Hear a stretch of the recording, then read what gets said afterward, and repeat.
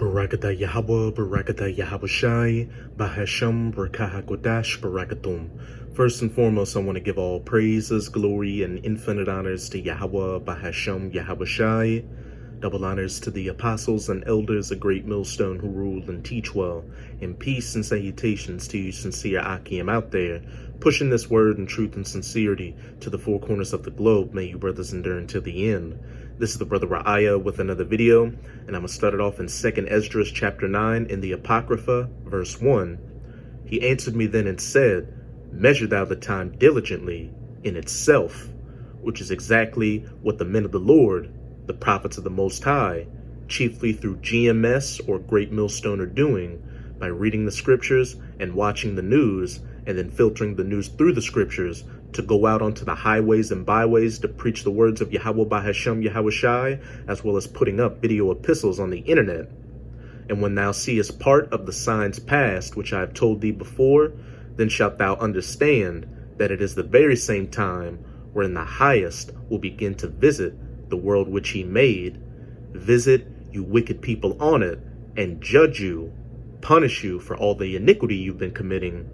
Chiefly you Edomites, or so-called white people, who are in rulership right now and have done everything clean contrary to the law, statutes, and commandments of Yahweh Bahasham Yahawashi, and have turned most of this planet into a trash can. And the wicked of our people, 2/3 of you so-called Negroes, Latinos, and Native Americans in the United States of America, as well as you wicked Israelites globally who are hard-headed and refuse to return back to your power, Yahweh Bahasham Yahawashi. Verse 3, therefore, when there shall be seen earthquakes and uproars of the people in the world, some of the end-time signs to look for to know that you're living in the last days, and really, we're living in the last seconds of the last days before the second coming of Yahawashi Hamashiach, whom the world ignorantly refers to as so-called Jesus Christ. This end of the last age of the rulership of the heathen nations, chiefly by the Edomites, and the ushering in of the kingdom of heaven under the true children of Israel, who are again known as the so-called Negroes, Latinos, and Native Americans, and the kingdom of heaven will last for eternity. And if you've got that spiritual eye salve, you can see that earthquakes, happening in diverse places, are happening damn near daily all across the planet, and uproars of the people in the world, which is what I'll be dealing with in this video, because right now you've got uproars or protests of people taking place all across the planet due to them going against government mandates, which they believe is heavily affecting their ways of life. Verse 4, then shalt thou well understand that the Most High spake of those things from the days that were before thee, even from the beginning. For like as all that is made in the world hath a beginning and an end, and the end is manifest, and the end is manifesting right before our very eyes.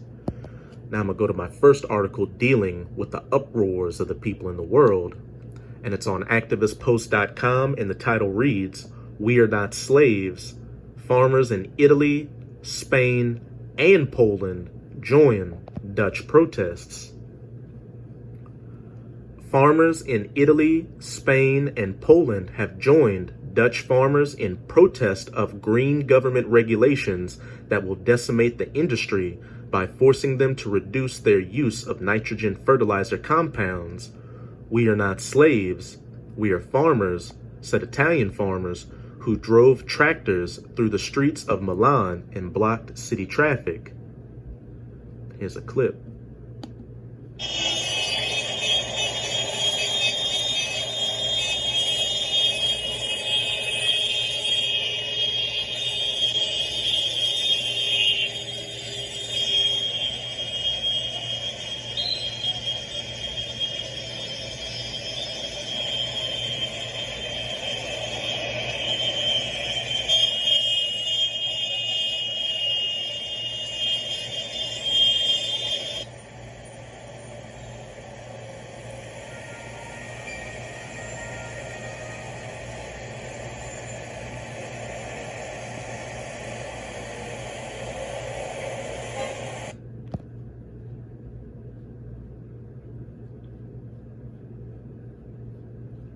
Jump down to this part right here. So not only in Italy, but in Spain, farmers in Badajoz, Granada, and Albacete paraded their tractors down the street in solidarity with the foreign farmers, as well as national protests at home over a lack of food and gasoline, according to Euro Weekly News. And hey, lack of food and gasoline, as well as food prices and gasoline prices rising, is going to be a common issue going forward with not just these countries, but globally, which is going to further exacerbate these uproars or protests of people.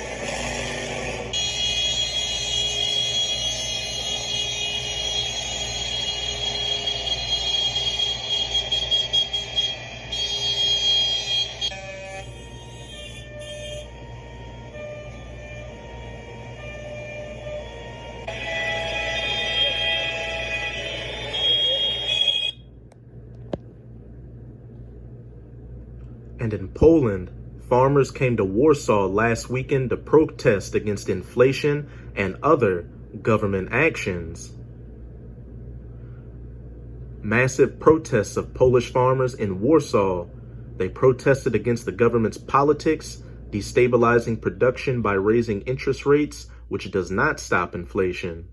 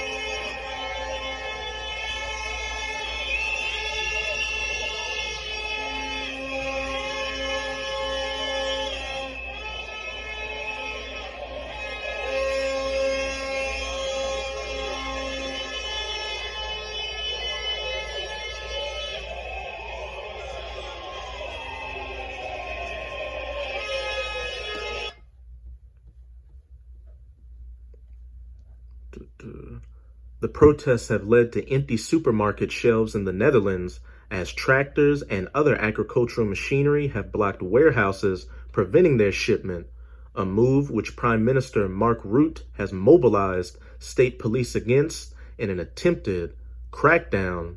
And hey, this is an example of sedition taking place, which is also a part of the scriptures. This is 2nd Esdras chapter 15. I'm going to read verse 16. For there shall be sedition among men. And that word sedition means conduct or speech, reciting open rebellion against a ruling authority or monarch. And as we just read in that paragraph, the protests have led to empty supermarket shelves in the Netherlands as tractors and other agricultural machinery have blocked warehouses, preventing their shipment. A conduct or speech inciting open rebellion against a ruling authority, such as the government or monarch, a move which Prime Minister Mark Rutte has mobilized state police against in an attempted crackdown. And they shall not regard their kings nor princes, and your modern day kings and princes are these people in the government, mayors, governors, senators, presidents, prime ministers, as well as the authorities that uphold the system, like the police or the military, and the course of their actions shall stand in their power. And now I'm going to go to my second article dealing with the uproars of the people in the world, also on activistpost.com, titled Panama rises up. Massive protests against fuel and food crisis underway. People in Panama are rising up, blockading highways over a fuel and food crisis many believe was caused by the government and these modern-day kings and princes. On Sunday, talks broke down between protesters and the Panama government, which had offered to give some financial aid to lower gas prices for Panamanians if they agreed to stop blockading roads. According to another example of a seditious spirit, conduct or speech inciting rebellion against a ruling authority or monarch.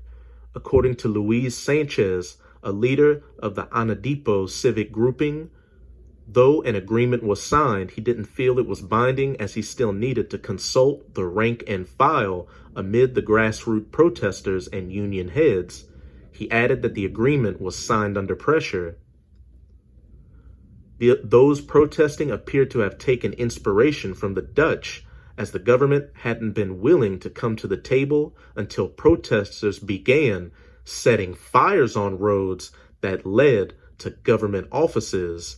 And there shall be sedition among men, and they shall not regard their kings nor princes, and the course of their actions, such as setting fires on roads, shall be in their power, which caused major delays and inconvenienced officials. 14th day of the general strike in Panama due to rising prices, deteriorating living conditions, and corruption of the political class. Numerous roads blocked and tensions with police in many areas of the country.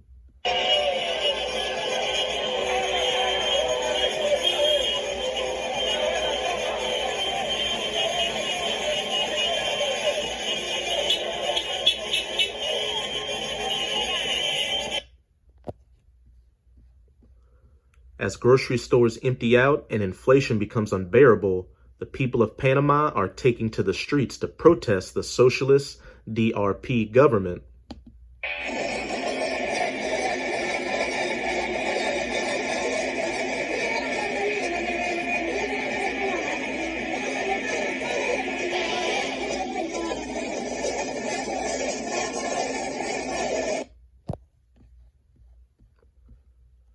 According to protester and farmer Juan Morales, protesters have no intention of slowing down until the government proposes a more comprehensive solution. We will stay on in the street, Morales said. We will not weaken. We need strong and positive answers. Protests in the country have been ongoing for 2 weeks now, and residents say that the price of food has risen to the point that many can't afford to feed their families. We are in a bad way, resident Angelica Ruiz said. No food, no buses. I wanted to buy rice, and what little can be found is very expensive. The vegetables are bad, and food and starvation is one of the greatest motivators out there. If people continue to go starving or watching their loved ones starve, what do you think's going to happen? Blood flowing in the streets, people going after the heads of their government officials. And I've done a few videos in the past couple of weeks showing that over here in the United States of America, new polls coming out show that a lot of Americans are starting to think that their states should secede from the Union.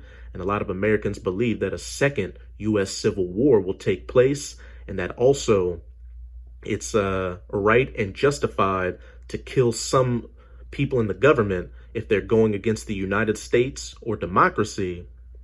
Hey, the times we're coming into are going to be like no other time before, the times of Jacob's trouble, where it's going to be violence, chaos, and mayhem all across the world. Demonstrations and roadblocks in Panama against corruption, high living costs, and rising fuel prices.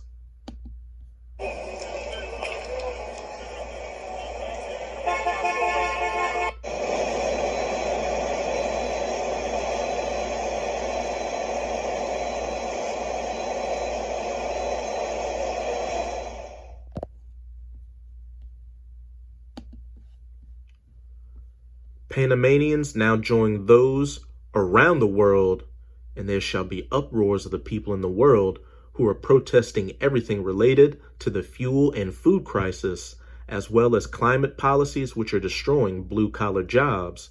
These countries include the Netherlands, Germany, Italy, Poland, Argentina, Sri Lanka, and many others.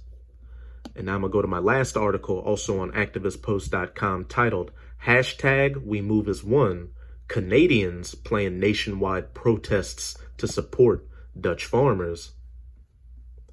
Canadians are holding nationwide protests on Saturday, July 23rd, to stand in solidarity with Dutch farmers fighting for their livelihoods in the Netherlands.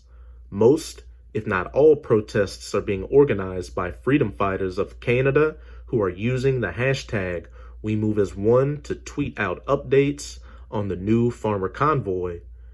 As for a brief list of just some of the cities that will see demonstrations, organizers have said they plan to drive through Ottawa, Toronto, Vaughan, Edmonton, Calgary, Grand Prairie, Red Deer, Lloydminster, Montreal, Winnipeg, and Vancouver, making this truly a nationwide demonstration. Moreover, farmers and truckers plan to do slow rolls from city to city, expanding the scope further.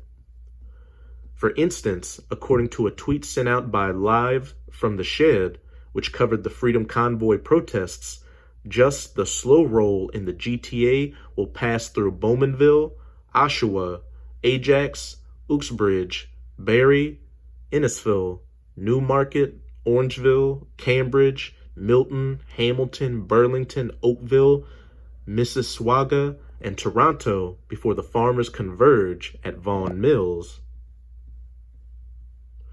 Here's an example of some of their movements.